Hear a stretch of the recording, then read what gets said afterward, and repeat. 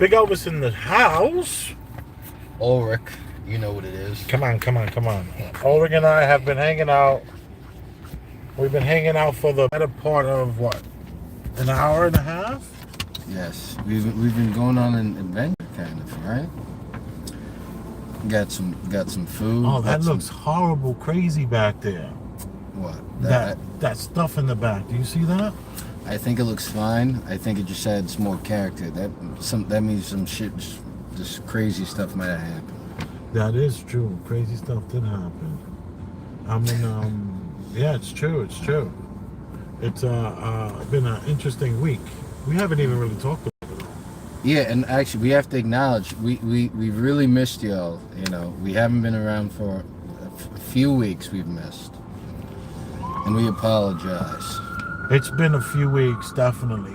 I went to jail for 31 hours, and then I've planned a week of just getting all my stuff back that they told and have it in the pound. And I still got something. Like stuff. What kind of stuff do they have at the pound? What they take yours? They took my 33-foot travel trailer with the two slides, the bunkhouse. They took that, and they took the two dispensaries that I had that were on that was Winnebagos. The two Winnebagos, they took that, and they took one of the cars that was attached to one of the Winnebagos. They took that. So it could have been worse because they didn't take the excursion.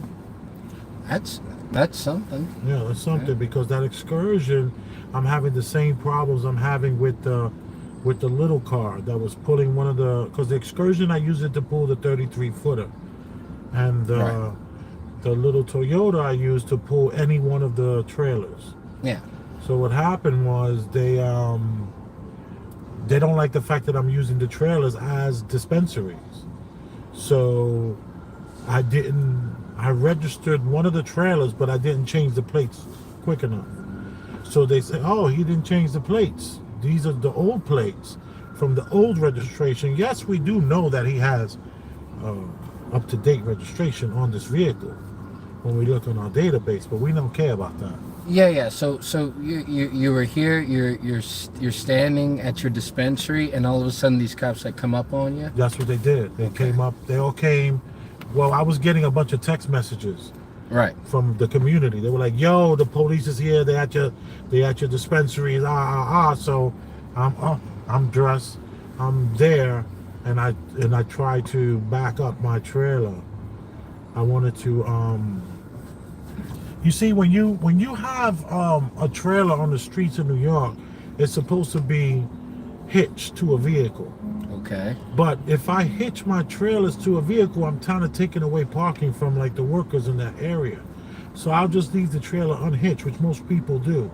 And you get a ticket once a month for something like that. Sometimes you get a ticket twice a month. You'd be like, damn, I got hit twice last month. Okay. So you're constantly, just on a regular basis, you're receiving tickets, and that's just your.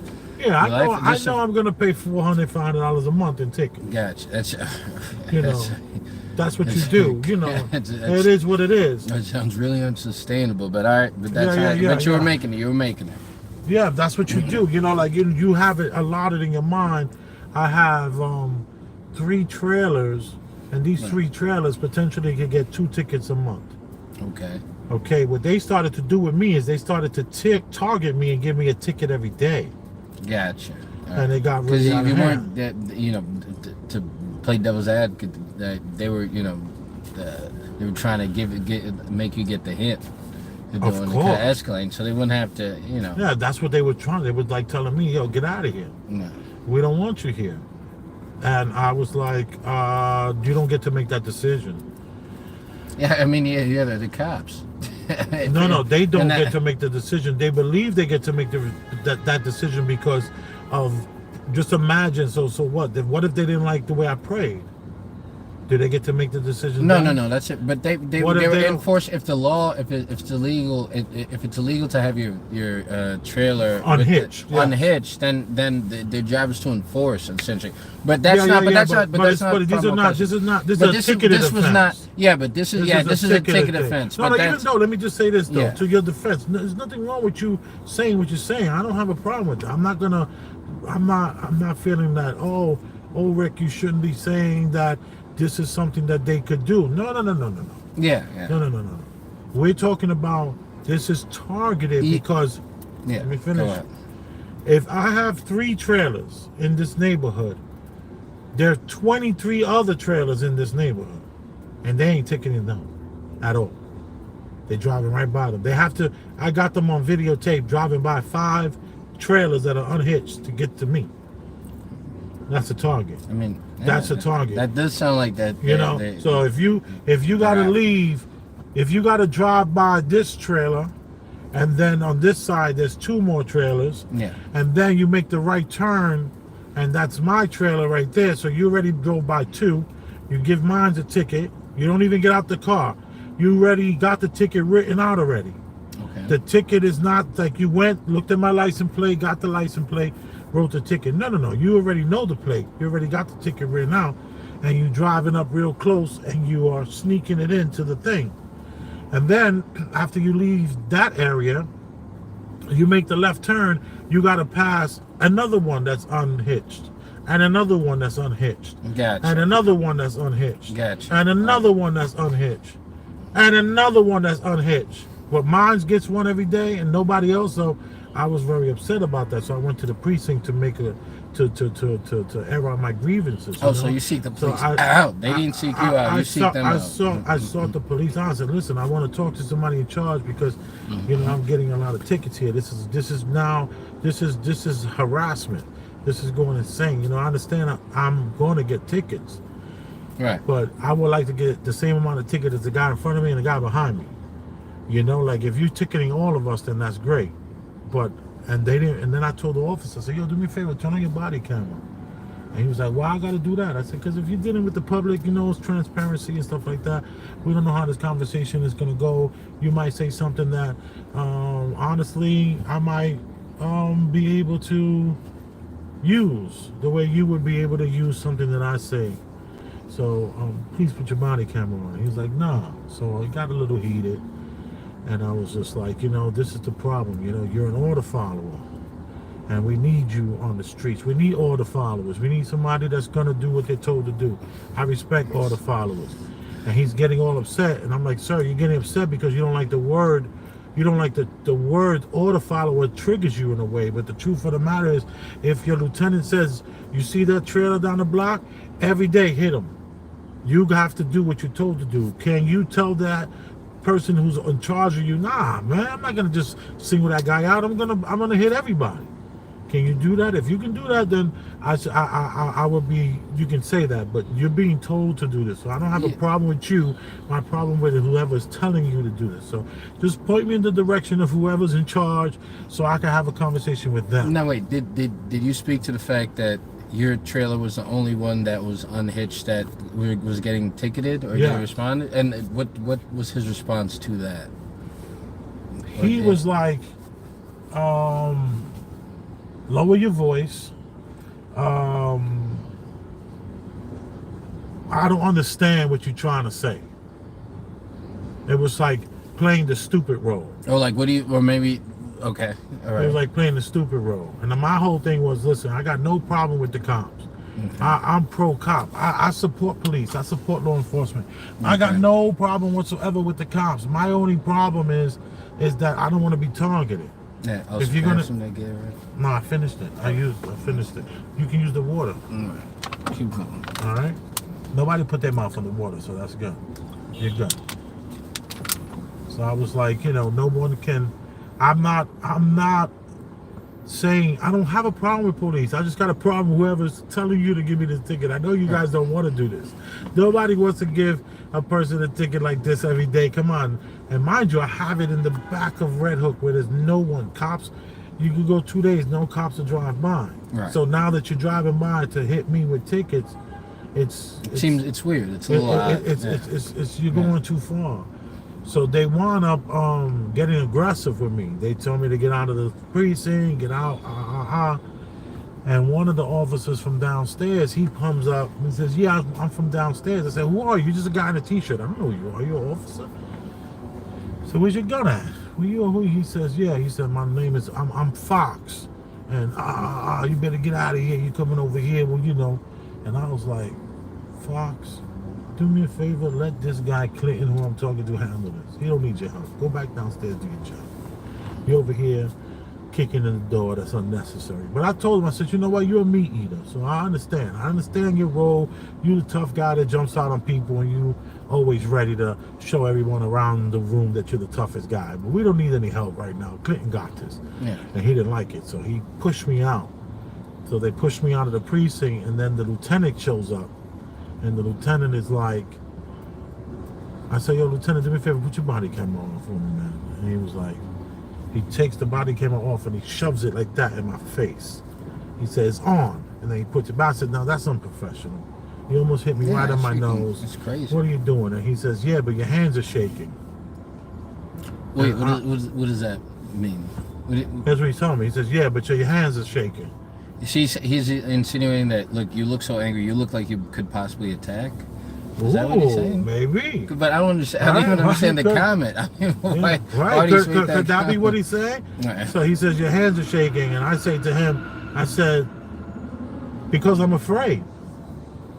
That's smart. That's smart. That's actually a really smart response. I said, "Because I'm afraid.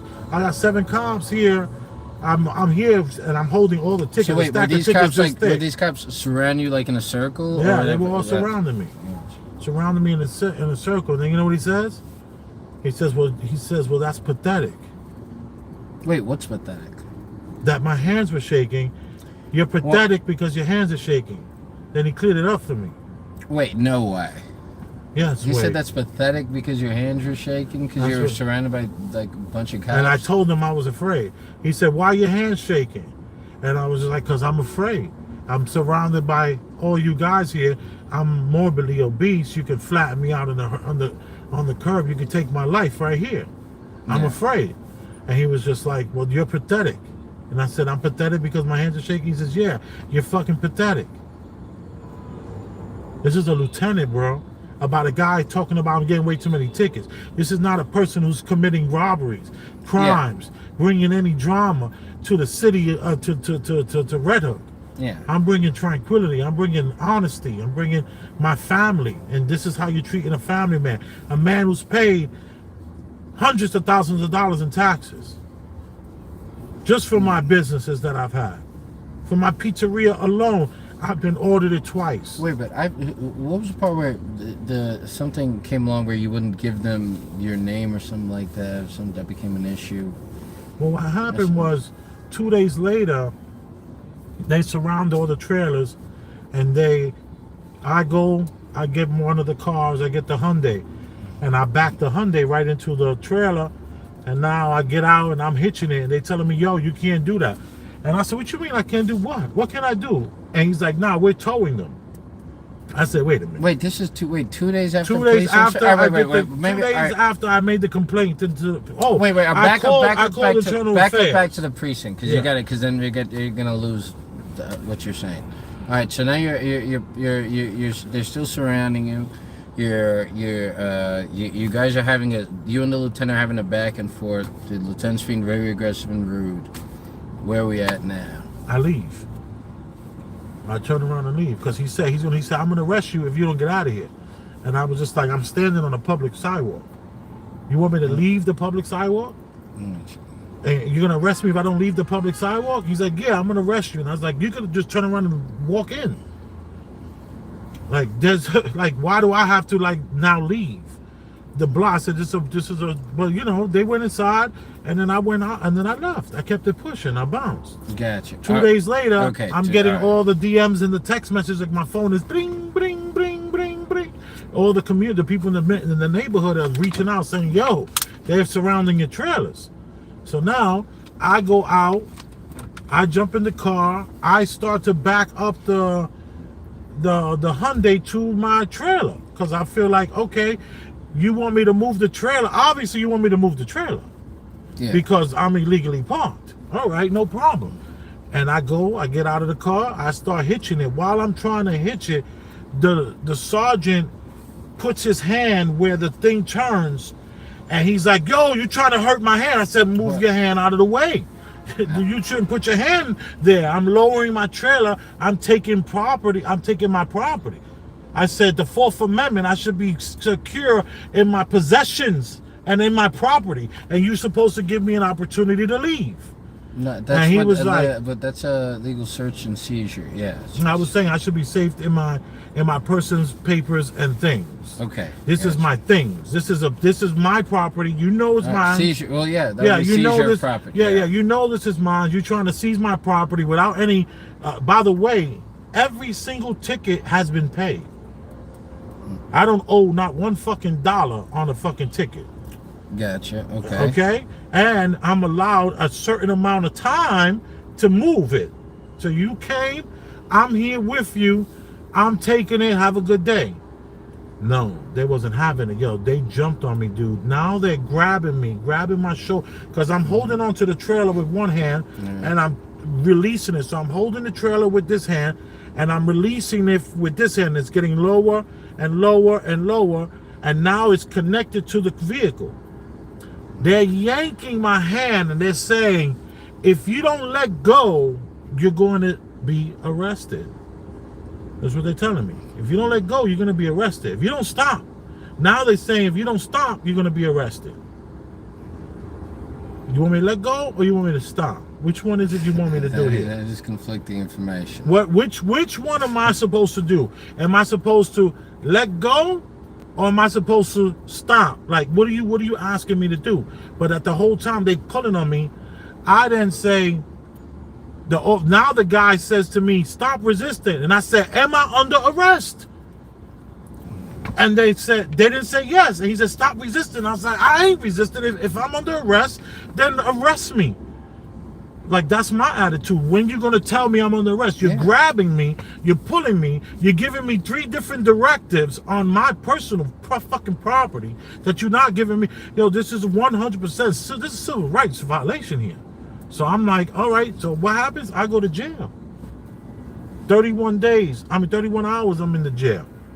Mess my wrist up so crazy, pull my shoulder. I noticed that your wrist was pretty jacked up when I saw it. And this is days and days and days later, my wrist is still jacked up.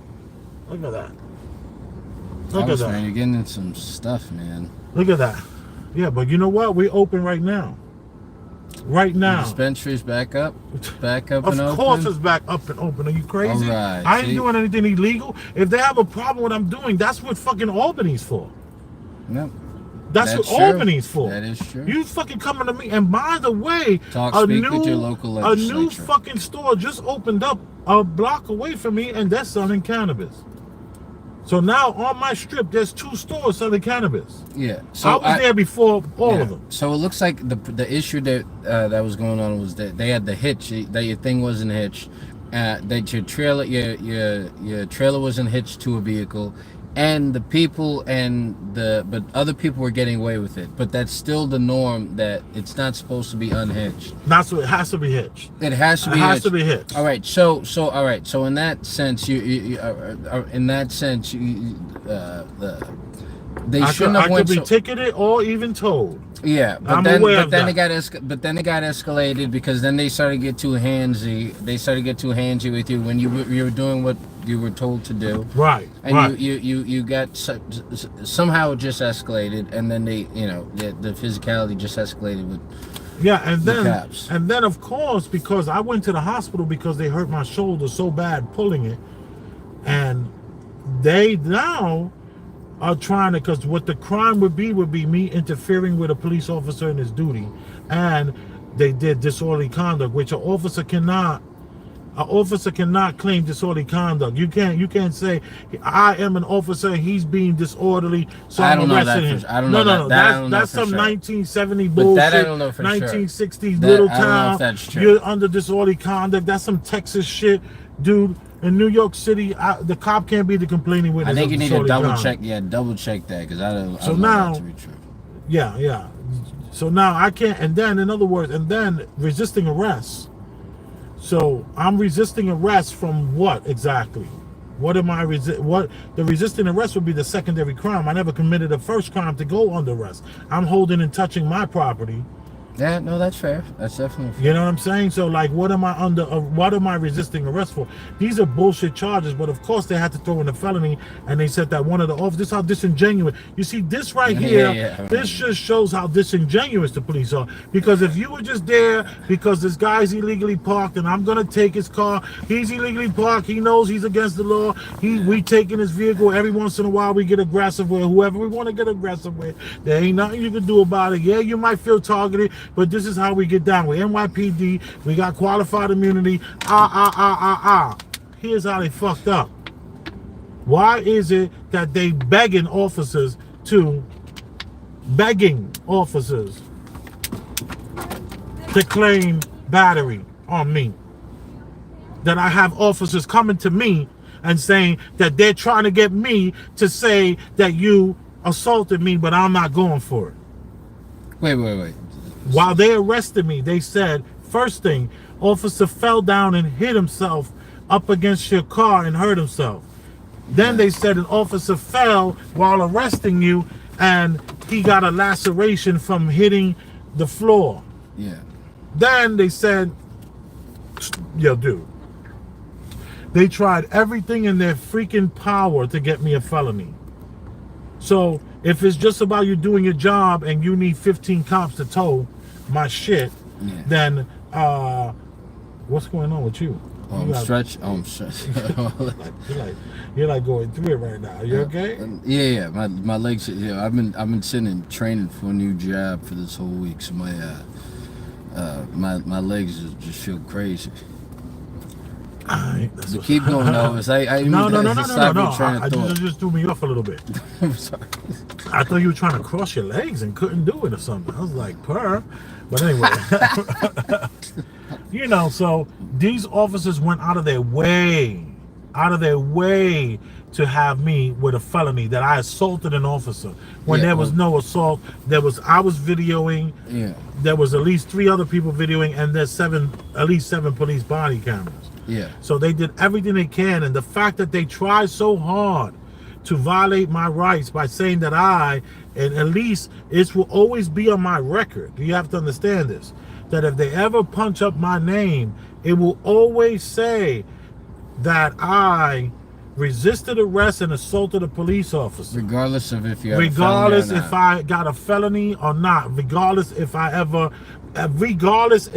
this case gets dismissed, I will for always, I could be driving down the streets of Toledo, Ohio, and when my name comes up, it's going to say that I resisted arrest and that I assaulted a police officer, and that's what I was charged with. And that right there shows criminality. It shows how dishonest and how disingenuous and how fucked up human beings this police force has been targeting me. The cops can simply justify that by saying this is to make sure this won't compromise him. This won't go on when it comes to a job interview or anything along those lines. But in order to protect our police, we need to see how he's behaved in the past against police officers. So but they lied. I understand. I 100%. I don't care if a police uses his database to see who I am as I'm driving. Yeah, that's no. not That's not what I'm saying. No, I do care about that. What I'm saying that it's not that. I think there's whatever happened. If they misconstrue what happened between you two, that could be very possible. I have no idea what happened between you. But what I'm saying is, a cop can justify a person being accused or accused of hitting a cop. They can justify having that in their database because they can say, oh, we need to protect our cops, so we need to know if somebody's been hostile. The cops I disagree with you. Why you stopping me? I understand your point. No, you can't. I understand your point that you're saying that this is a necessary thing for us to have this information on people. Is that what you're saying? Yeah, but they're gonna have that on me because of the fucking line. Oh no, yeah, no, yeah, I understand that You too. don't want Yeah. you don't want a cop to ride up behind you and pull you over, and there's history of you assaulting a police officer. Yeah, no, I You thought don't want to because what be you actually a said, why black would man they in need? America or any man, a white man in America. You don't want to be anybody in America with that stigma attached behind you. Oh, it's just because the question you pose is why would they need that information in their database? No, so I that's didn't. No, yeah, I'm yeah, saying yeah, that's what you I'm said. not saying That's that I don't. I understand why they would need that. I know they need that information. But that's what I was responding to. That's what you. They need that information. Yes, but the information will be something that will be on my back, on my record, for so to speak. So you think I'll is put not an fucking additional true. target on your back Oh with my police goodness. officers? Of course. No, I'm trying to 100%. clarify. I'm trying to clarify 100%. for I the could be audience. in fucking Toledo, Ohio somewhere, and they draw a fucking gun on me for us not turning on a stop sign. You know, for doing a rolling stop. Absolutely. Okay. There's a guy who recently, the cops they were looking for this kid Right. for a possible assault. Him and his girlfriend, I think, had a fight. Okay. Cop drives by, saw the hoodie that the kid is wearing, slammed on his brakes, backs up the car, jumps out the car, bah, bah, bah, bah, bah, bah, and shoots and kills the kid. You want to know why? Why? Because on his computer, it said that kid was violent towards police officers. And he said he was on a heightened sense. This, mind you, this is a person he wasn't even 100% if this was the guy. No, I mean, listen, from that perspective, especially with that anecdote, then it's understandable why you would, be at least be worried about that. Of course, not I necessarily would that be you're very fearful, worried. but yeah, I would be it's very, very understandable. worried about anyone thinking that a person who has supported the police, supporting the Benevolence Association when I was in the bar business, when I was in the pizzeria business, how many cops came to my place and spent 10, 15 minutes and spoke with me? Numerous. How many cops would come in there and have lunch and we would talk for 5, 10 minutes at a time? Numerous. So for these officers to treat me like I'm just some dumb nigger spick or poor white trash, I don't appreciate. No, I don't understand appreciate that at all. You coming at me like I'm scum. Like I know how this game is played, and I don't appreciate being treated like that. So now I go to jail. So just on Friday they lowered it from a felony to a misdemeanor on Friday. Which is great news. And then when I get to the court, the judge is like, we're gonna lower this down to a misdemeanor. It's gonna just be resisting arrest and disorderly conduct or something to that effect. Okay. It might be 4 charges. It might be something with the cop and his duties, and not allowing the cop to basically do his job. Okay. And that's because they have this authority and they feel like it's all about qualified immunity. As long as they have qualified immunity, they can charge you with anything. And what's going to happen now is, here's the thing, I talked to the attorney. He said, once the case is completely cleared, then we're going to get the body camera footage. So I'm going to have all the body camera footage of every single cop. Yeah, are you going to upload it? We're going to upload it. We're going to do it all. Now that would be something. Yeah. That'd be a video to take apart on Premium Black News. Yeah. We're going to upload this thing. We're going to have the whole entire arrest and what happened to my wife, which I'm not going to even discuss over here, and the things that they said to my wife, the horrible, horrible policing that they did, and the way they did their job in such a negligent way, will be shown we're going to let the world just decide, and then these cops, they better remember their kids are going to look on the computer, because we're going to have all their salaries, we're going to have all their complaints. Oh, you better be careful going after MIPD, man. Yeah, well, whatever, man. I don't want to live forever. I don't plan to live forever. It's okay. So, and see, we gotta see. Yeah, I guess if we do have the body cam footage, then we can get a real idea of exactly what the situation was. So then, we can see where the injustice actually was. And if you do have if you have a real gripe, man, you can get to become a millionaire. A millionaire. Well, I'm a millionaire already, old Rick. Anyway, this is not about the money, but this is about tyranny. And if I gave up a little bit of my security just so that I could have a little bit more safety, then I don't deserve security or safety. I got you. Nah, Okay? that makes sense. And that was said, I was paraphrasing, but that was said by who's on the $100 bill? Benjamin Franklin. Boom. Okay, so I wouldn't deserve any freedom if I act like I'm just gonna just let these people, what's the point of the body camera if we're not gonna let the world see it? That's what transparency is. No, for. I believe. Yeah, I'm with the you getting access to the footage, especially if right, definitely. It's like this is something that's being done not just to me. It's being done and rinsed and repeated, rinsed and repeated, rinsed and repeated. The targeting of a certain group of people. Yeah. When you're poor, when you are perceived as poor, when you don't have well, let me just say this. This is nothing new. This stuff that I'm going through, I'm not in any way, shape, or form alone in this. And people like me have to speak up. People like me have to be willing to say, you know what, that was wrong, what you did to me. I'm just going to let the world say what's up. And I got a couple of attorneys on deck, and we're going to see what's going on. Because I got time. These people don't even know. I am in charge of my grandmother's estate in Red Hook. In Bushwick, Brooklyn. Okay. A multi-million-dollar estate. Okay? I know about money and time, and I got all my aunts mad at me because I won't sell the house so they can get their little $100,000. Okay. Because I have a different idea of where it's gonna go. These cops don't know who they fucking with. I got time. I know what it's like to have something that's worth something and just wait and let it build. Like one of my clients, he's called me the other day. He's like, yo, you gotta check out your stock. It's crazy, it's through the roof. Yo, how many of those do you have? The pocket watching on me a little bit. And I'm like, I don't know, like 80? And he's like, if you got 80 shares, bro, you just made 60,000 this week. And I'm like, I ain't even checking it. I'm just like, I know what's it like to wait.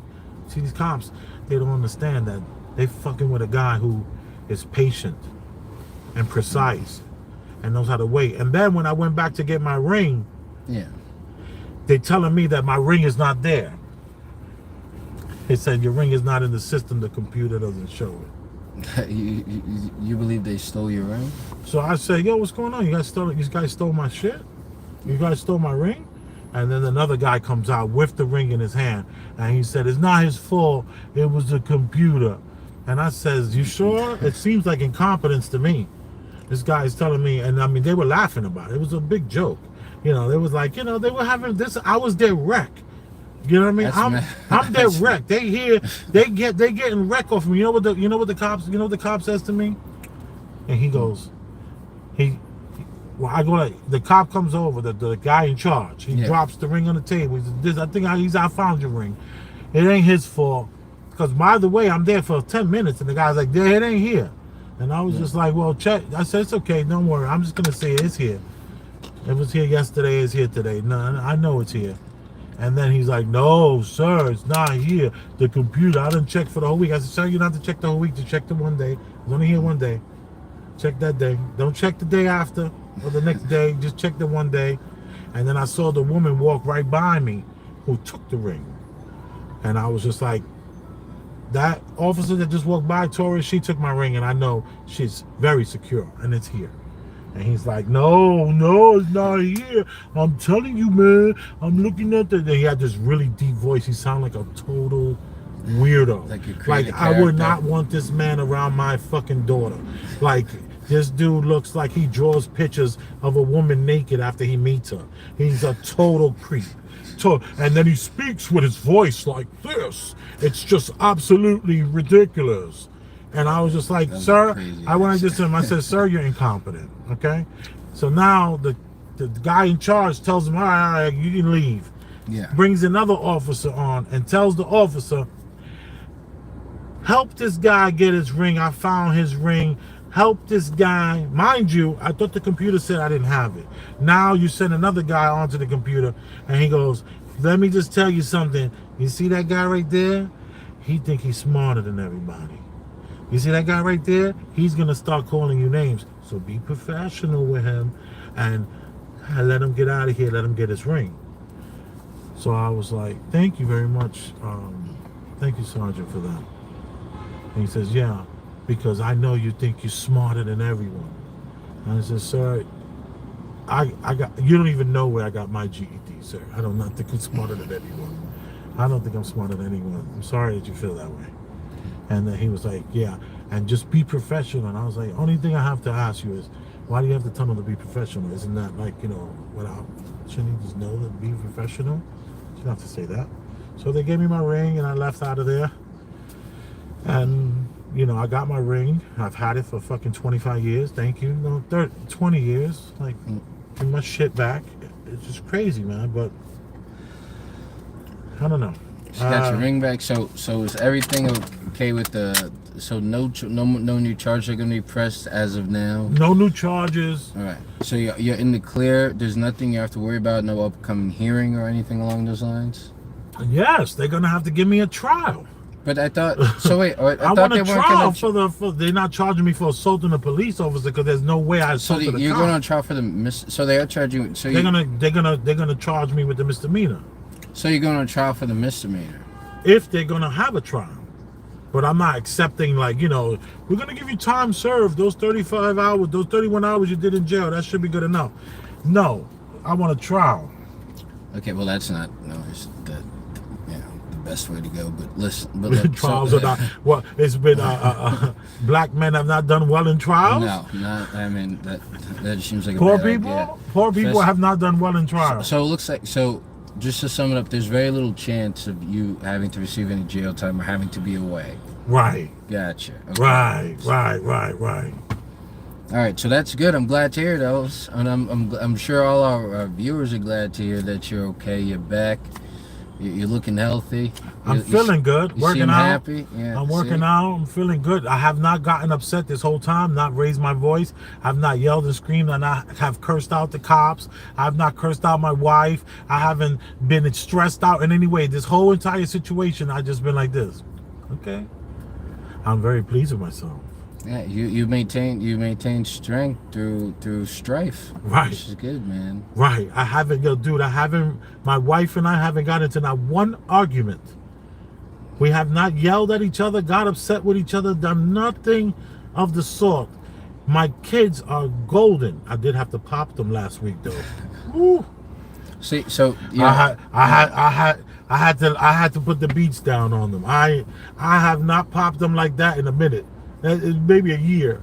But let me tell you, the other day, my daughter I was like, this is a new girl, her and I were together for a couple of hours, and then yesterday, my son and I were together for a couple. I was like, ooh, that little butt whooping kind of snapped them out of it, Well, you see, I don't like the precedents you're setting, because now you're a person of color who's saying being arrested has improved your family. No, popping my son has. Well, no, my wife and I, we never argue. Me and my wife don't argue. We have an argument once every 3 months. And then we don't say things that we don't mean. We don't never do that. You know what I'm saying? Like, she's not calling me out of my name. Our arguments are other people's, like, maybe spats. Gotcha. It's like it's nothing crazy. Everything's all good. Yeah, we got a great relationship. You kidding me? All right, see. And this situation with the cops has not changed. Yo, it was rough. It was rough me getting out. My blood pressure was up. I was all swollen. My arm was hurting. All this was killing me, but I slowly took a couple of days. It's been a week now, so I'm feeling like Tuesday will be a week. So 7 days out, man, and fresh to death. The freshest glasses on earth. Boom. Boom. All right. So now, as you can clearly see, I don't know if you want to discuss it or not, but you can see there's 2 people and not 3 people. Right. So. Oh, there's only 2 people. But the first time we went from 3 to 2, we didn't talk about it. Should we? Nah, I would have to talk about it. You have to. Okay, let's just have it be implied. All right, and then we'll see what happens. Let's not act like we're not a like. Because the first time, when it went from 3 to 2, Yeah. we didn't discuss it at all. No. We did this. No, we did discuss it. We did discuss it. We discussed it, and I insinuated it, and you did the same thing you're doing now, the exact same thing. And I brought it up the exact same way, Wow. and he did the exact same thing because I thought it was weird not to bring it up. Yeah, because I know YouTube. I don't even know what that means.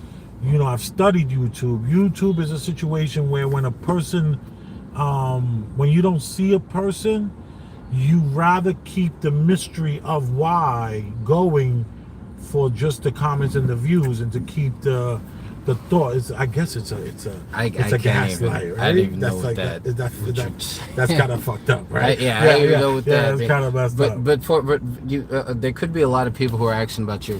Before we move on, a lot of people ask about your arrest things because the comments were going crazy. All right. See, and all right, let's put this back up. So, a new senpai. I'll hold it. And a new senpai said jail for what? Good things. Hopefully you stay for that story. All right, Red Face 707. I'm not sure if I'm familiar with you. Yeah, Red Face donated back in the beginning of my channel. Oh, what's up? Salute, Red Face. Nice to see you. He's been cheap lately, but it's okay. All right. Does not sound worth it. A new senpai, no comment. Hey, what's up, LJ? How are you? It's always good to see you. What's Steve Ladner saying?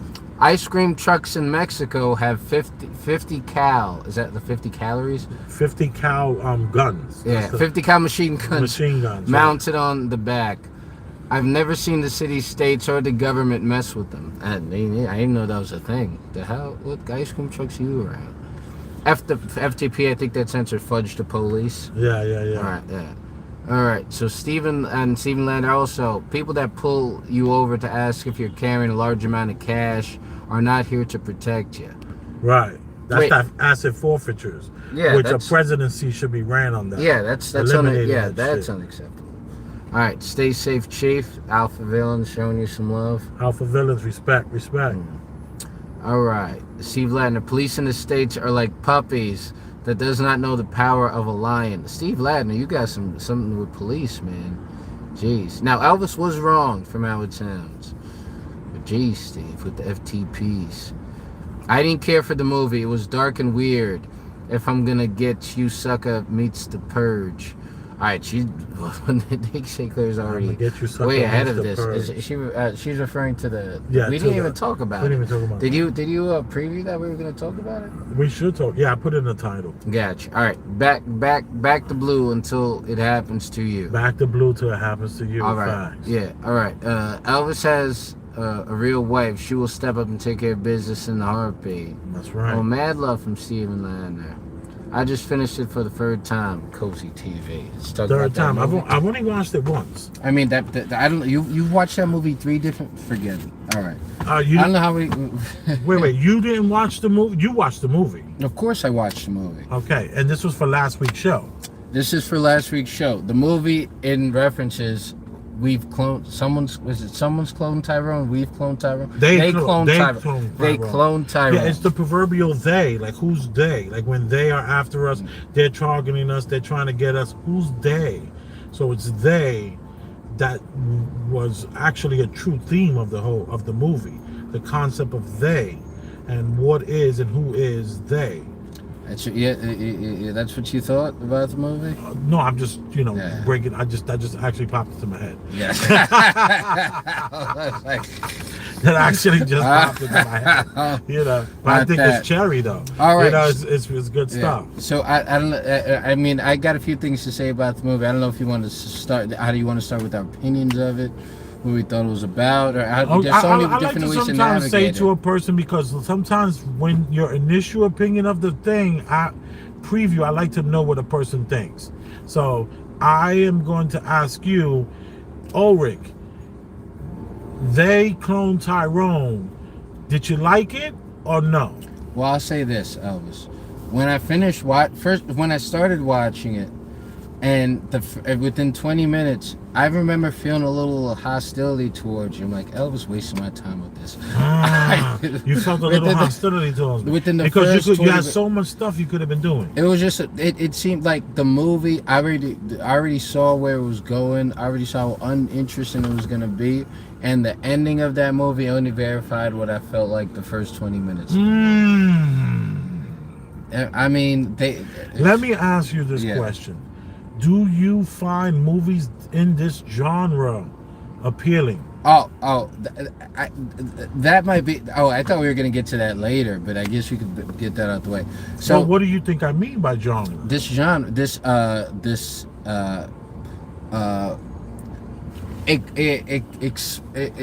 a new blaxploitation. It's a black fear exploitation. It's a whole different new thing. It's like to get black people to be paranoid of white people, no matter what position that white person is in. They could be a white person who has a white person standing in McDonald's waiting online with a disheveled, ripped up white shirt, and they can think that white person has the power to plot on them or dominate them in some way. And you would argue that they don't. You would argue that the white man in that robe and in this outfit and in this situation, on this line, in this place that you refer to, does not have that power. No. And is not planning. And well, I mean, if you want to go there, anybody has the power. Whoever has the stronger intent to dominate, probably will do the actions that will bring them to the place where they can dominate somebody, strong or weak. So somebody with if you're buff and don't feel like or big or strong and don't feel like dominating somebody, you're not going to probably dominate a person. So that kind of stuff. But if you've driven to dominate, so anyway, so the same thing, the same things that people think that make people powerful, strength, buffness, being the muscular, or being white. Being white is like being muscular now. Every time, like being white is what? It's like being it's like being strong, but it's white is a representation of strength. Yeah, no. What they're trying to display. I don't believe that. I don't believe that thing. Okay. Let me clarify what I'm saying. Thank you. So, white in these movies, in these new age blaxploitation films. These new age black fear exploitation films. Right. Whites are looked at no matter. I think whatever class. To be fair, some of these movies lean towards richer white people, more affluent white people. Like in this movie in particular, they use scientists, so more white people of higher regard in society. But these movies still perpetuate the same idea that a white person is always, if you're a person of color, a white person is always plotting on you. A white person is always after you. The first, I think, scene in the movie was a poster of a terrifying looking white person who was smiling like a monster. He had like a smile like whatever the image was supposed to be unnerving to the viewer. It was a terrifying and a white poster selling something. So this movie and these old movies, which are pornographic to me, in which these movies kind of just they're, in other words, they're smut. They're empty. They're not a story. They're just used to titillate. They're empty. They're void of any kind of artistic expression. So all right. Let me break down a few reasons why I hate the movie. First of all right. So the dialogue in this movie was just ridiculous. Right. The dialogue in this movie was like. Was it almost a created dialogue for the picture? All right. Although if you already thought this, I swear the first thing I thought was this was an AI written movie. This was an AI written movie for black people, and they typed into the AI program, make a movie that will entertain black people and also scare black people. So you want to draw people in with the with the glee and the goofiness and the stupid Jamie Foxx one-off quips. Jamie Foxx was such a character; it was like hard to watch. It would take me out of the movie. Jamie Foxx's character, like he was so over the top. Anyway, he was so written. He was so yeah, scripted. Yeah, he was script. Oh yeah, he didn't speak like a normal person. He would have a quip for. It was like when you ever watch Different Strokes. Right. Different Strokes. Every time someone would say something to Gary Coleman, he would have a quip all the time. A quip and a laugh trap. A quip that would be followed by something of a laugh track. That's how Jamie Foxx's things were. So I don't. So done on purpose. Yeah. I agree. Yeah, 100%. Okay. It was to draw. So I believe ultimately it was to draw people because they were clones. No, Jamie. So because they were clones. Are you trying to tell me I'm disappointed in the movie? No. Yeah, I'm trying to interject Go ahead. that they were clones. So you're never gonna get what we can have, and that's a soul. They were soulless clones who couldn't get it right. Elvis, you believe in a soul, you believe in God, by the way. That's just the end of that. That's just a fact. Right. Why? But let me just say this to you. Why can't I just be talking about the movie's point? Well, okay. You said like us. But us as I do believe in a soul, in us having a soul. And I do believe that what we saw. No, I want you to continue though. Okay. More while you're you interjected. You interjected. Yeah. All right. So the dialogue again was just over the dialogue was so over the top. Wait, one more thing. Yeah. No, keep going. I'm sorry. The dialogue was so. I'm sorry. I apologize. The whole joke. Also, there was a line in the movie which was funny because I thought the same line because that when the three characters, the three main protagonists, Jamie Foxx who played a pimp, that Star Wars guy who played a gangster, and the I don't even know what the woman's name was who played a hoe. So and the characters was like a line to a joke, like a gangster pimp and a drug dealer, a pimp and a hoe walking to a bar. Right. Yeah, and they mentioned that in the thing. But all right, I didn't mean to digress. Right. So the story, how the story was actually the pace or the plot of the story. This freaking corny Scooby-Doo adventure, I didn't even understand their adventure didn't even make any sense. It literally seemed like they were like Scooby-Doo characters going searching for something. Do you remember the movie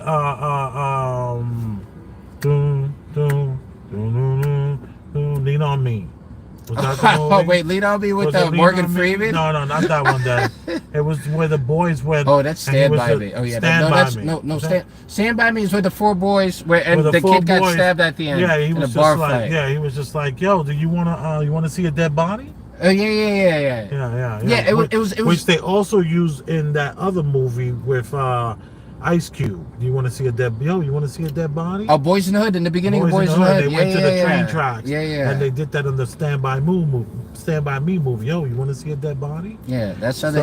Yeah, it's funny you remember the tropes from both movies too. That's just been going over my head.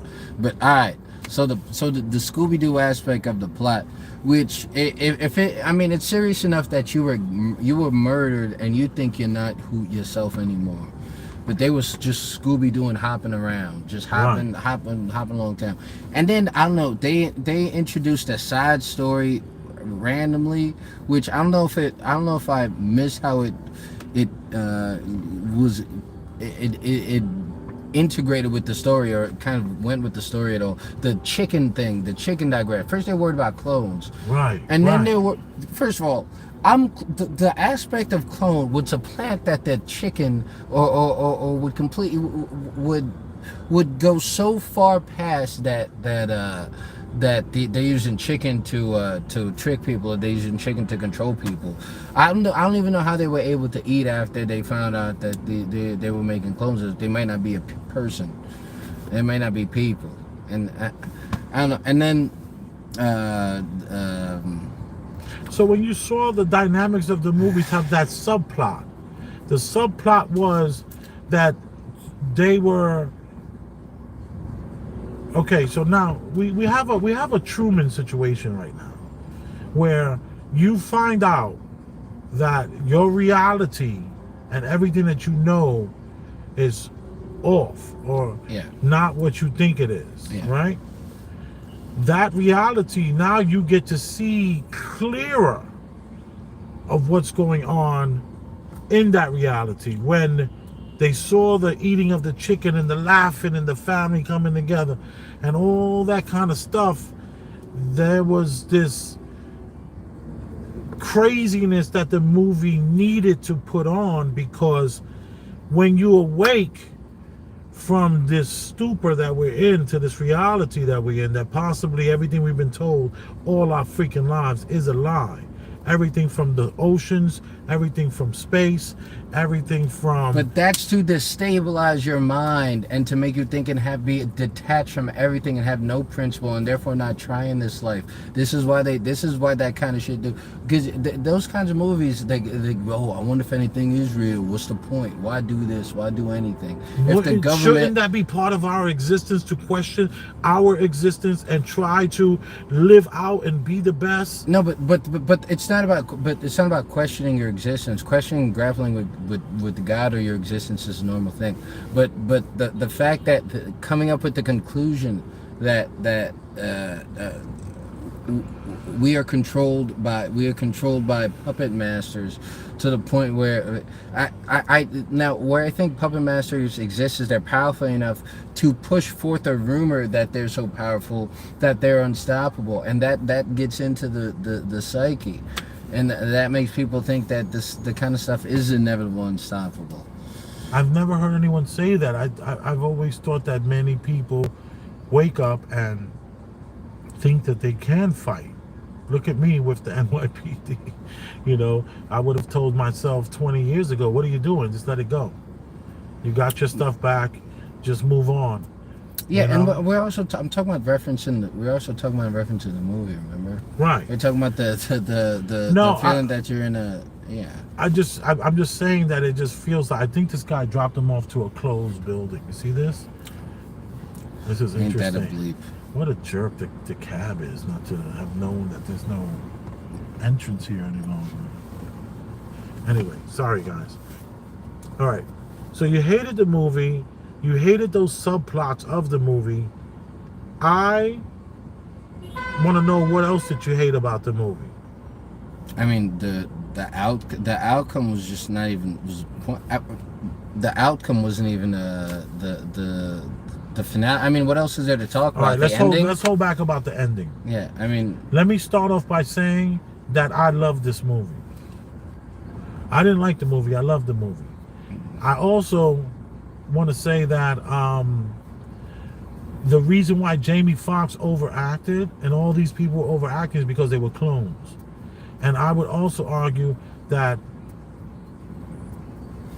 they are that necessary evil that really does not exist in us. You and I are good human beings, and we as humans are inertly and we start off good. We start off good, and there's not enough of the bad. So in order to create this world, because even the license plate on this town that they were in was a license plate I never seen before. It's like Hope of Sunshine, Hope Sunshine. Like, it wasn't like Missouri, it wasn't like, St. Louis, it wasn't like, New York City or LA. It was of a space, and it was almost as if this is a Truman Show. This was in a space, a controlled space, because we never got a chance to see outside of that town that they were in. We never got to see past the horizon, so to speak. So I could see the the second movie talking more about that and showing us that this was a controlled space, in a space. And what's happening is that the whore and the pimp and the drug dealers would never exist, that they have to keep creating them. Oh, yeah, okay. I see that point, Because and I agree with that yeah, point. look at you, Ulrich, right? You're a good guy. You're an educator, okay? You're not, if somebody was to offer you an opportunity to sell drugs, or offer you an opportunity to prostitute women, offer you an opportunity to be a prostitute yourself, you wouldn't do it. No.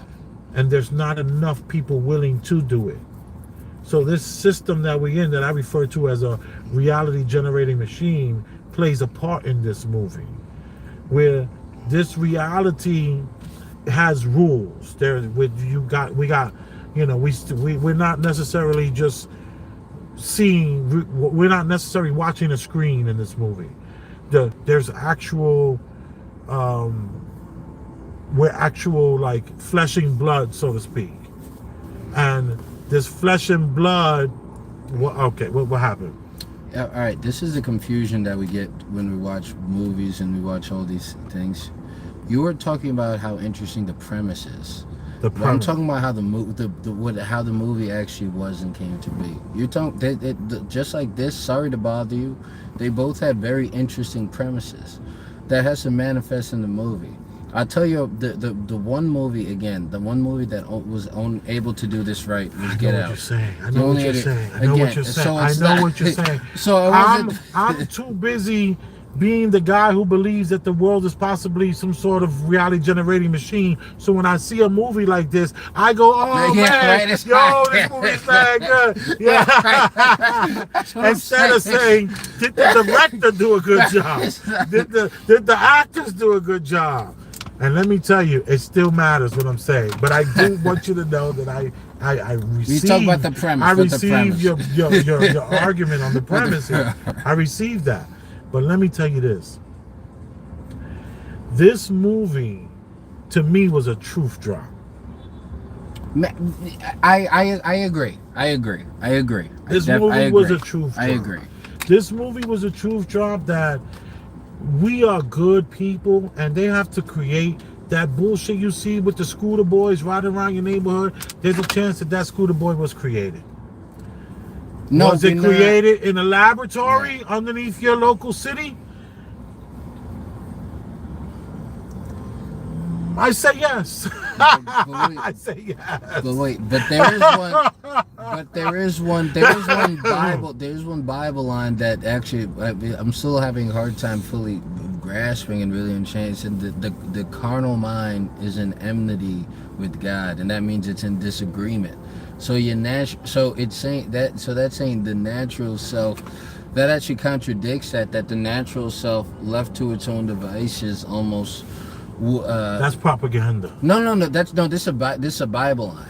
That doesn't mean it's not propaganda. This thing was edited by a guy who wrote the same. He also wrote a wizardry book. No, but King James also wrote. I can break it down why it's not, because literally the reason why we have the commandments, thou shalt not, or thou shalt not. This is what we'd be inclined to do possibly, and that's why we're told not to, inclined to kill, or we could be. So even our commandments telling what's not to do, it tells us that these are things that we are inclined to do. Propaganda. Oh my gosh. I watched this sci-fi. What's a lawless state? What happens in a lawless state? What do you think happens in a lawless state? In a lawless state, tell you what happens? We all arm ourselves, and then we become a polite society. Who becomes the strong? We become no. Yes. That doesn't make any. Yes. In a lawless state, you're in a lawless state, we become a polite society. Actually, because in a lawless it started lawless. In a lawless state, you and I would be living there because we're poor, Okay, and you and I will be standing for justice, and we would not let nobody fuck with our neighbors. No, wait. Your premise is right, but not for why you think. Actually, your premise is right. You're like smiling and blushing. I don't know what's going on. What are you thinking? No, because it's funny. Because what you're saying is correct, but not in the way you think it's correct. Because technically, that was like a backhanded comment. No, I'm telling you, I'm saying it. We are law. The reason we're technically a lawless state generally becomes a peaceful state. And technically, we went from a lawless state to a civilized state. We went to and human beings in general. But that's not what you were saying. That's not what exactly what I'm saying. That is exactly what I'm saying. I'm saying a lawless state is the state where people open up your door and say, "How you doing? Good morning. Come on in," because I got that on my hip. Yeah, but you got it on your hip. Humans have to, and we have the law. Listen to me. Right. If we got rid of all laws, there is a couple people that I would like to take out. Yes, of course. But, and there's a couple people out there. But then after 30 days, right? 30 days go by. The smoke clears up. We start gathering together. We start having our meetings and our talks. We start arming ourselves. And then we start walking with it on our hip.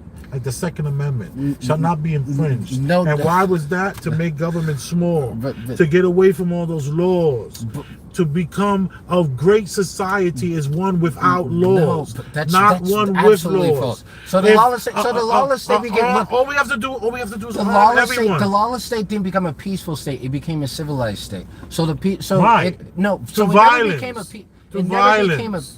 to violence. Wait, no, but what I'm jails. saying is, they use violence. What I'm saying is the reason why the people realized the problem with why we even became civilized, because there's no such thing as full peace as long as humans have our natural inclined passions, unless you drugged us. All right, that doesn't make the only way people are completely peaceful if they're completely on drugs, and if that's a brave new world. That's propaganda. Oh wait, let me say this.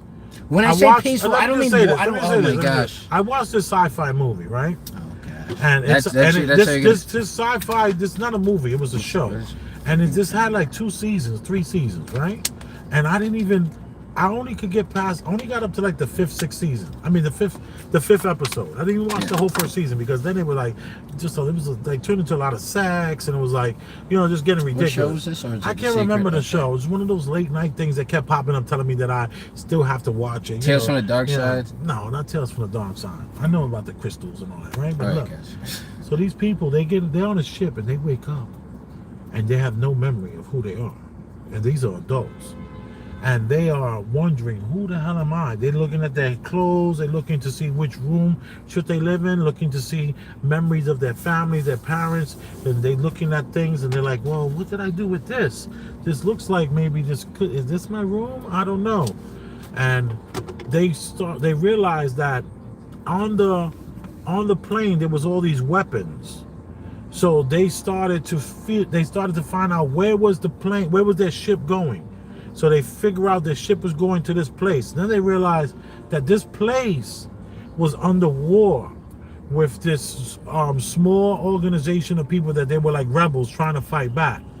So they believed, we must be here to give the rebels weapons because they're fighting this oligarch of people that are, evil. This obviously must be the evil against the good. Okay. But they get there and they give them the weapons, but the people are like, what the hell? The people were afraid because these were bad people. These were mercenaries, and that their brains were wiped clean. So when they woke up with a clean, they resorted to good, only to experiences you have bad. It's your father that teaches you how to. It's your aunt that teaches you how to shoplift. It's your fathers and your mothers that teach you how to be horrible.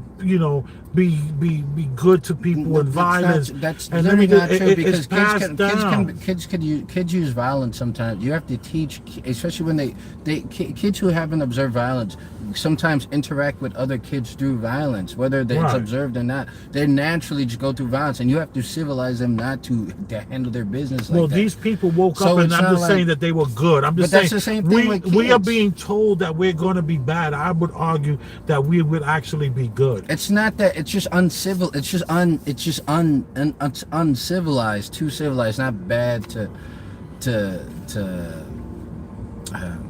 But no, because all right. No, I get what you're saying. You Because remember the scene in the movie where the guy kept walking by his mother's room? society is civilized to uncivilized, and that's law. Good to bad has to do with. It's more so with God and good, and it Right. has to do with God and the devil, and kind of how people manifest. But civilized and uncivilized laws are a whole different. Okay. I don't even know where I was fully going with that thought. But Yeah, I go kind of ahead. threw you off by Yeah, changing you the subject definitely to the. did. Well, basically, I'm trying to say is that we're born good, and they keep trying to convince us through everything that we're born bad, and that without law, without these governments, without these people telling us what to do, we would just be these horrible human beings. And I would argue that underneath many cities, there's probably this sort of thing where they're cloning the bad, so to speak, to keep this ruse going and to keep this control going. This movie was like about this guy who is the exact replica in every town is this guy, and every town is this girl, every town is this pimp, this hoe, and this drug dealer. It doesn't change. They don't think. They're stuck in their feminine. It's all about respect, and that the whole concept about his brother dying. All these things are these scripts that are given to these soulless meat suits. And I think this was a truth drop to some degree.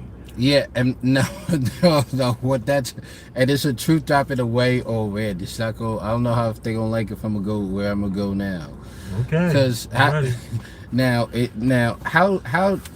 was a metaphor that they are cloned, right? They cloned, but somehow they. What do you all mean have by this, metaphor? It was a metaphor. It was a metaphor that they cloned. It wasn't so they're made in a lab. Clones, and they kind of alluded to this to the movie. The clones were made in the club when they were swaying to that music.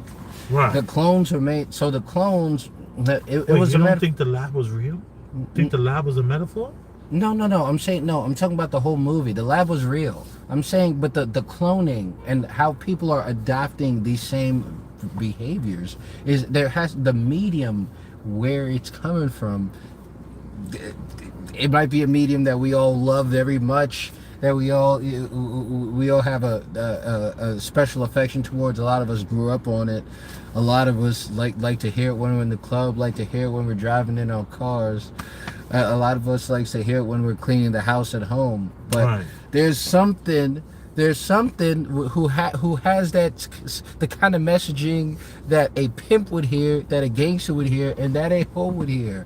There's one medium that has a messaging that all three of those people would get to. Do you know what that messaging, what that medium Please, is? tell me. It's rap. It's rap? What is it? Why the cheap shot at rap? I knew this was not gonna go. I knew this was gonna, and we have to think seriously. Is it more viable that a scientist? Because I do think that was a truth trap, and I seriously do think. Okay. Yes. Is it viable? Is it more viable that a scientist is in a lab making these repetitive people, or that something is making people maintain these mindsets that are completely natural, illogical, absurd? People would echo. I remember even one time all right. So when I was younger, I used to get in a lot of. I used to get in crazy trouble with my mother, insane trouble. My mother would send me. My mother would send me to hospitals for teenagers who act up too much. That's how bad I was. I was another level of bad. And I remember one time we were having a talk or something along those lines, or some group talk. And I remember saying some comment like, I watch people work their lives out without pay. And that was a line I heard in a Tupac song. There was a line, and I remember I said it with such passion and conviction, like I believed it. I was like, I think I was 15, not 15. This was or maybe you got 14. indoctrinated. It was 14, but the Tupac, I belted out something that I heard in a Tupac song, and it wasn't true at all. I believed it in my conviction of speaking it, but it wasn't tied to any truth. So what was this? What was the slogan? What did you say? I watch. So the song is there's a song called "They Don't Give a Fuck F About Us." Dun, dun, dun, dun, dun, dun, dun, dun, dun, dun, dun. And it's say we can change what their mouths say. I watch people work their lives out without pay. So you know it's funny when you watch people work their lives out without pay. I would work their lives out. They live their lives out without pay. Live their lives out without pay. That's people live their lives out without pay. So if you just listen to that specific line, we can change that. Do you know what that's kind of a reference to? Your bootstraps, or you change it? Are you able to change how we can change? We get that's kind of a speak, or being able to get past your place in life, right? That's saying that, and they say, but and then the next line is, wait, come on, it's a never. I've seen people their whole lives, they can't do it.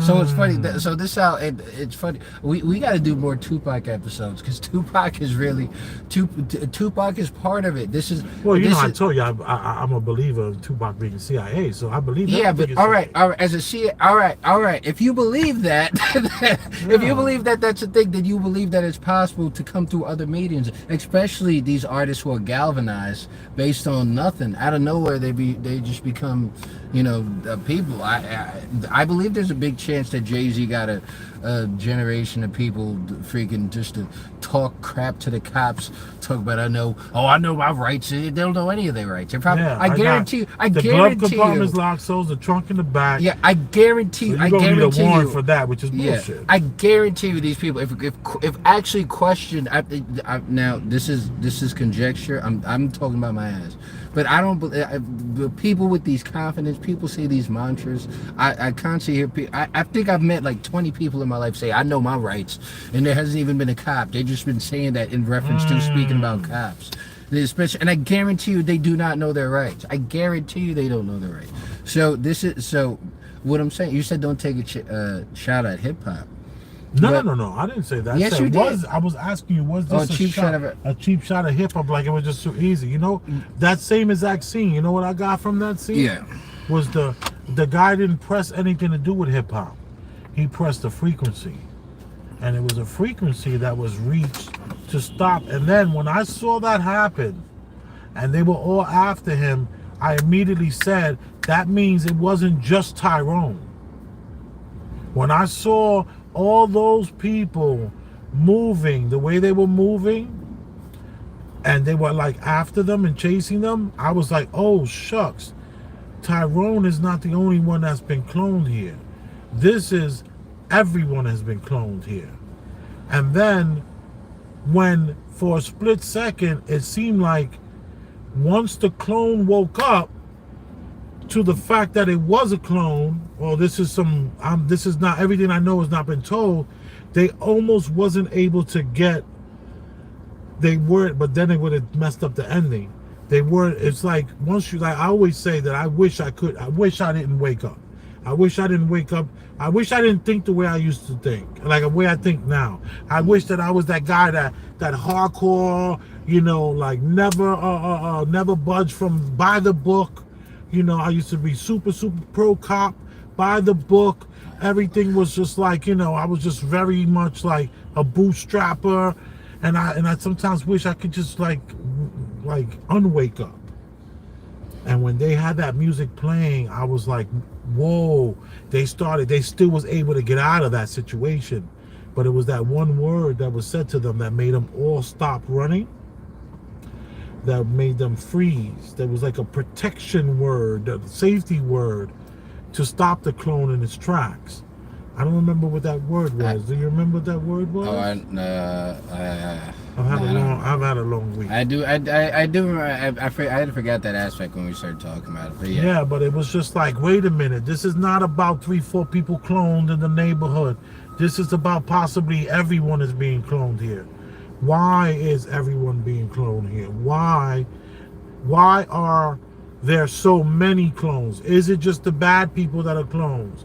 Are there regular people that are not cloned and this is just some sort of test. And that's what I'm saying. This is the proverbial Truman Show. This is a place, and it seems like there are several places like this, and it seems to me like things I say all the time, that your face and your face, like my face, if you were to look at my face, it has changed because of the weight gain.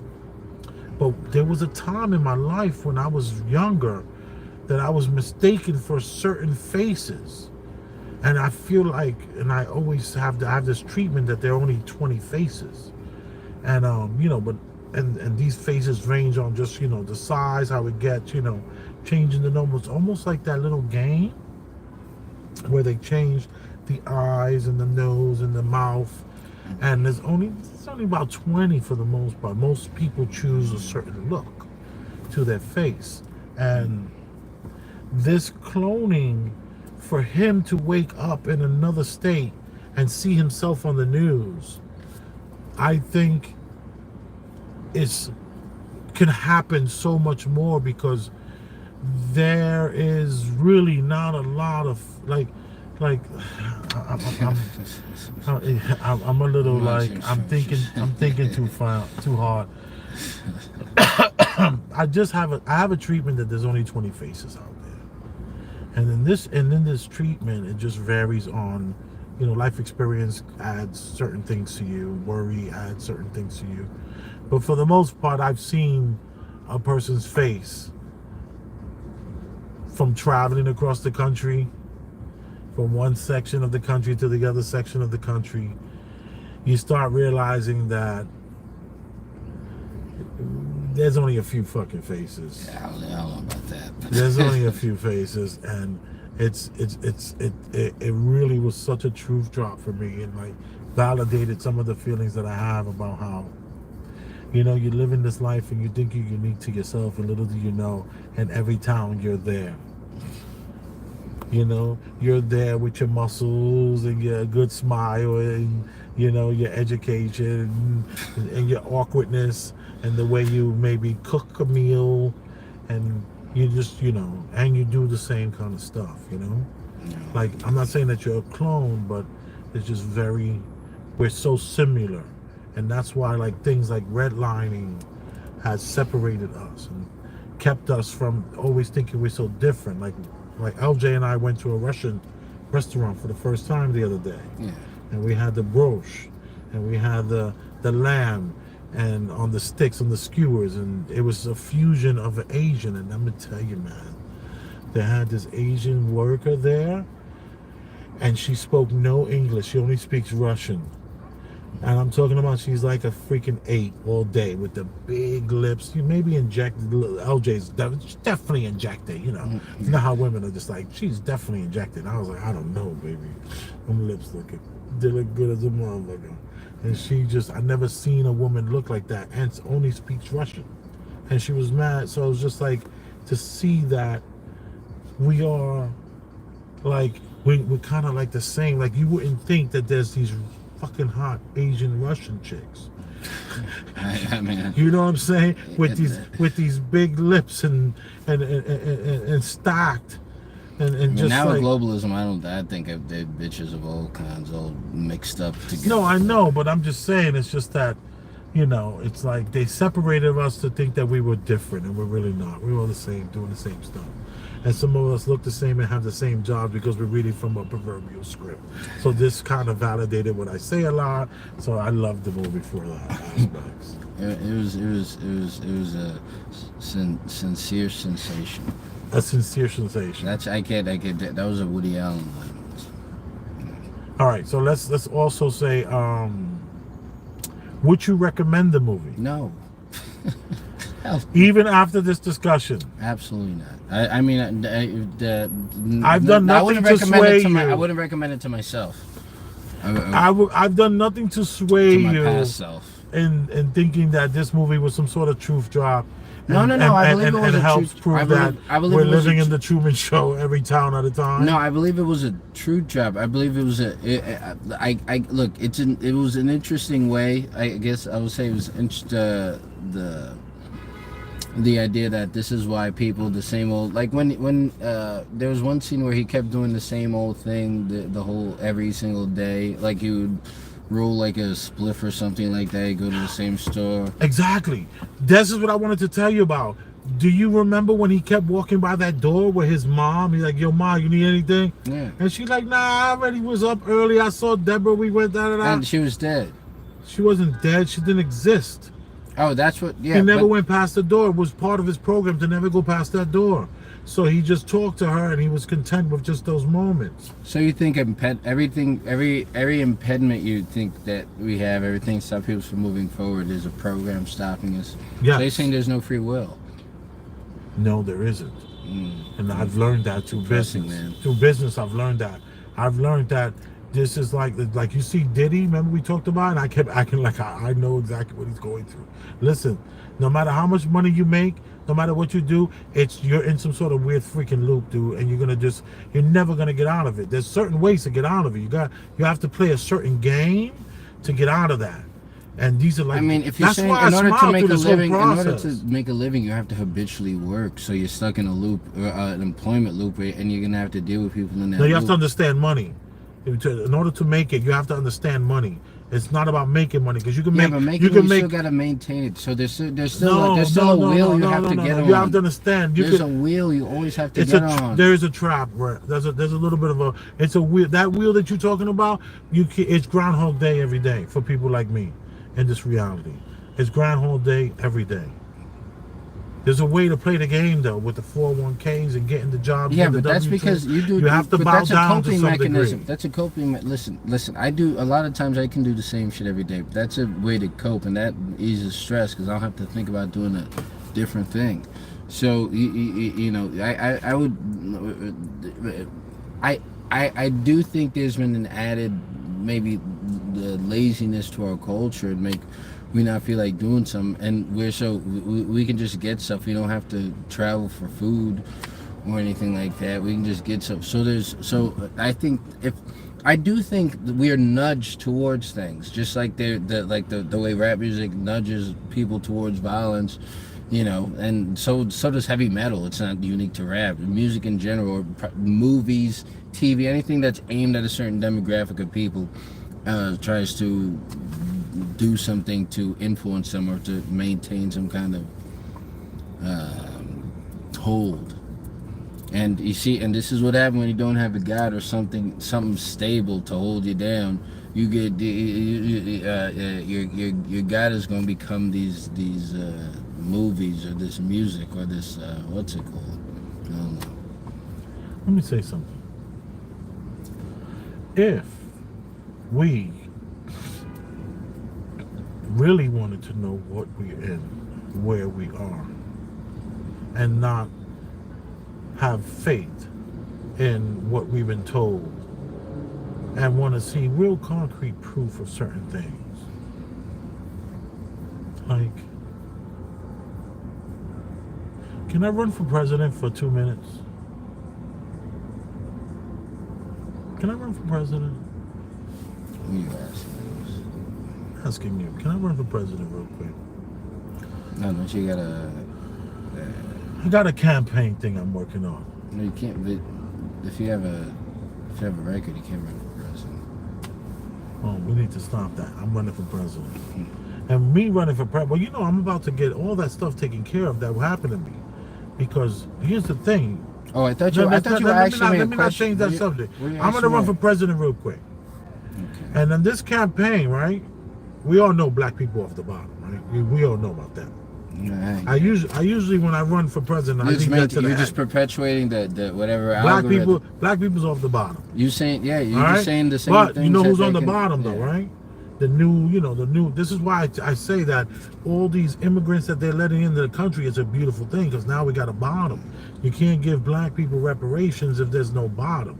This is capitalism. There has to be a bottom. So now we're creating the new bottom with all of these immigrants that are coming in, and all the women are dropping babies in the next 9 months. That's like boom. They're not having a baby. So we have 300,000-400,000 women that are having a baby in the next year. And this is going to create a whole class of people that are going to be there to take on these jobs. So Is she still running for president? This is me running for president. So me running for president is that I will be explaining that we created the bottom. Thank you, Biden. We created the bottom. Now we can give reparations to American descendants of slavery, not Jamaicans, not Africans, not Puerto Ricans. You know, I know Puerto Ricans, they be like, yo, we've been there for a long time, since the 40s. No. That's a different fight. You got to do that. And black people, you're off the bottom. And asset forfeitures, that's over. No more asset forfeitures. Yeah, that's out of here. And then I'm going to say stuff like, and we're going to find out what we're really in.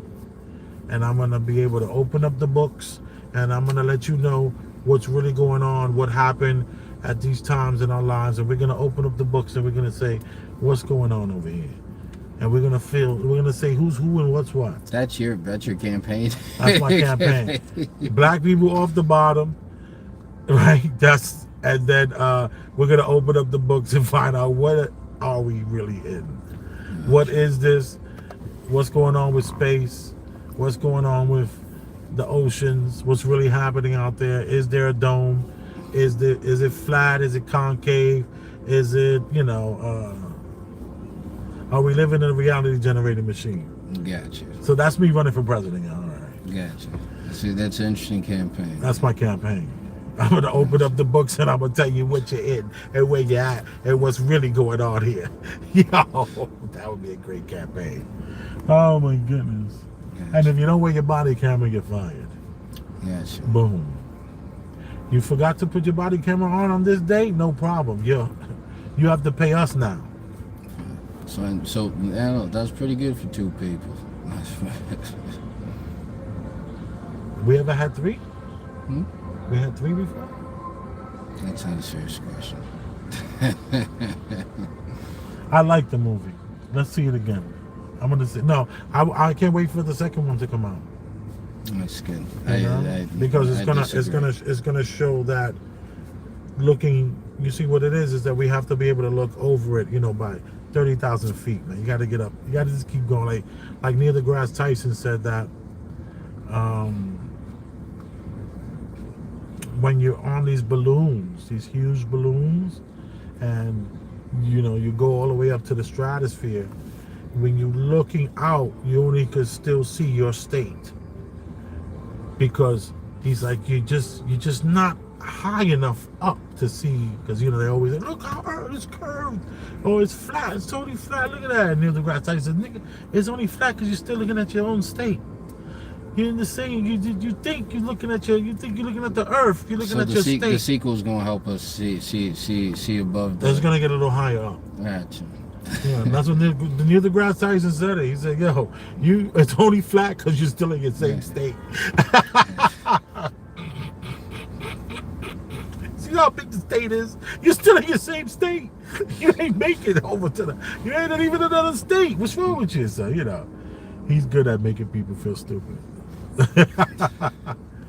Something else. Oh man, Big Elvis the Chef Rosenberg. I'm here. You got Ulrich. We got Ulrich over here. Forget about it.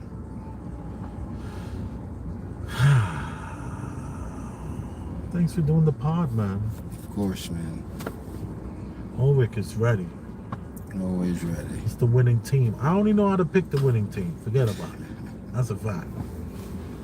Anything else you want to say, Ulrich? No, I'm good to go. You good to go? All right. I'll take you to McDougal Street. Don't worry. I gotta walk my dog. Oh, that's right. Ulrich gotta walk his dog.